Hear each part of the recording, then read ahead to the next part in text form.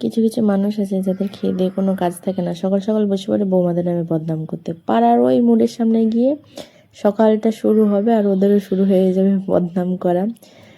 তো যাই হোক, হ্যালো এভরিওয়ান, তোমরা সবাই কেমন আছো? সকাল সকাল নেমে পড়েছি কাজে।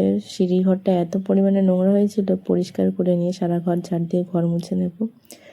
মুছে নিয়ে চলে যাব পুজো দিতে। তারপরেও অনেক কাজ আছে, সব তো একটা ভিডিওর মাধ্যমে দেখানো সম্ভব না, তাই যেটুকুনি পারলাম ওইটুকুনি দেখানো।